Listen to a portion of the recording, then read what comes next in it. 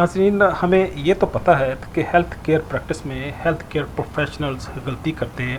वो wrong medication की शक्ल में या प्रेस्क्रिप्शन एरर की शक्ल में हमारे सामने आते हैं।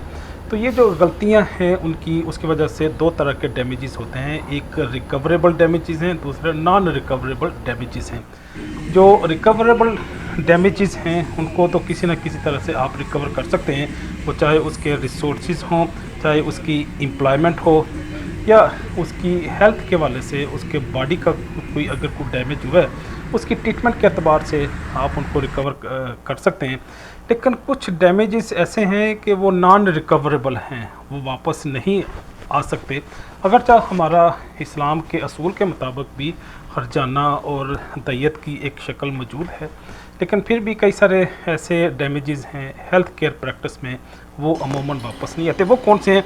ये 7 डिफरेंट टाइप्स ऑफ डैमेजेस हैं जो हेल्थ केयर प्रैक्टिस में रॉन्ग मेडिकेशन की वजह से, मेडिकल मिस्टेक की वजह से, पेशेंट की मिस हैंडलिंग की वजह से अगर ये डैमेजेस होते हैं तो ये रिकवर नहीं होते। जो फर्स्ट वन है वो परमानेंट डिसेबिलिटी है या लॉन्ग टर्म डिसेबिलिटी है, ये रिकवर नहीं होती। दूसरी शॉर्ट टर्म डिसेबिलिटी भी अमूमन रिकवर नहीं होती, ये नॉन रिकवरेबल हैं।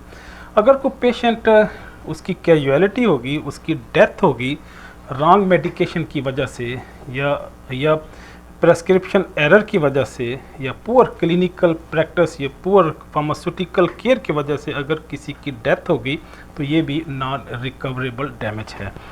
जो चौथा है, जो टाइम लॉस्ट होता है इस पूरे टेन्योर में, पेशेंट की ट्रीटमेंट जब स्टार्ट होती है और जब तक उसे पता चलता है कि ये तो मेडिकेशन रॉन्ग है या मिस हैंडलिंग, मिस मैनेजमेंट है, उस पूरे टेन्योर में जो टाइम का लॉस होता है ये रिकवरेबल नहीं है। फिर जो इमोशनल स्ट्रेंथ पेशेंट लॉस करता है, उसका जो पैशन है वो जो लूज़ करता है, ये भी नॉन कंपेंसेटेबल और नॉन रिकवरेबल डैमेज है। जो सिक्स्थ वन है वो उसकी प्रोफेशनल कैपेबिलिटी है, उसकी कॉम्पिटेंसी है, उसके स्किल्स हैं। कई सारे ऐसे पेशेंट्स हैं वो समटाइम अल्लाह न करे अपनी बिनाई से महरूम हो जाते हैं, उनके बॉडी की स्ट्रेंथ उस लेवल की नहीं रहती। जो प्रेस्क्राइबर है, हेल्थ केयर प्रोफेशनल है, उसकी गलती की वजह से, पेशेंट की मिस हैंडलिंग की वजह से, पुअर क्लिनिकल फार्मास्यूटिकल केयर की वजह से, रॉन्ग मेडिकेशन की वजह से जो पेशेंट है वो अपने किसी बॉडी ऑर्गन को लूज़ कर जाता है और उसकी वजह से अपनी स्किल, अपने प्रोफेशन में भी उसकी वो परफेक्शन नहीं रहती। जो सेवंथ वन है वो उसकी रेपुटेशन है। कुछ ऐसे डैमेजेस हैं जो पेशेंट की रेपुटेशन को भी हर्ट करते हैं और ये रिकवर नहीं होते। और कुछ ऐसे भी डैमेजेस हैं जो उसकी फैमिली की इंटेग्रिटी को हर्ट करते हैं, जो वो फैमिली इंटेग्रिटी अमूमन कंपनसेट या रिकवर नहीं होती। और नाइन्थ वन उसकी सोशल इंगेजमेंट है।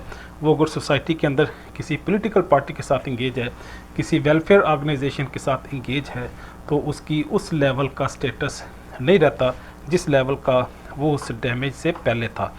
जो लास्ट वन है वो कुछ ये जो पेशेंट है रॉन्ग मेडिकेशन की वजह से, पेशेंट मिसमैनेजमेंट की वजह से, प्रेस्क्रिप्शन एरर की वजह से ये अपने स्पोर्ट्स को, अपने लियर को, अपनी प्लेयर को, वो चाहे हंटिंग हो, स्विमिंग हो, क्रिकेट हो, हॉकी हो, उस लेवल से उसमें पार्टिसिपेशन अमूमन नहीं कर पाते जिस लेवल से वो इस डैमेज से पहले थे। तो गोया ये 10 different types of the damages हैं जो परमानेंट डैमेजेस हैं और ये नॉन रिकवरेबल हैं। तो इसलिए जब भी आप किसी हेल्थ केयर प्रैक्टिस में जाएं या हेल्थ केयर फैसिलिटी आप बोरो करें, किसी हॉस्पिटल या क्लिनिकल सेटिंग में जाएं या हेल्थ केयर प्रोफेशनल के पास जाएं, चाहे वो फिजिशियन हो, सर्जन हो, न्यूरोलॉजिस्ट हो, एंथ्रोपोलॉजिस्ट नहीं बल्कि गैस्ट्रोएंटरोलॉजिस्ट हो, हेपेटोलॉजिस्ट हो, कोई भी एक्सपर्ट है हेल्थ केयर प्रोफेशन का, उसके पास जाएं तो आप विजिलेंट रहें। उसी तरह से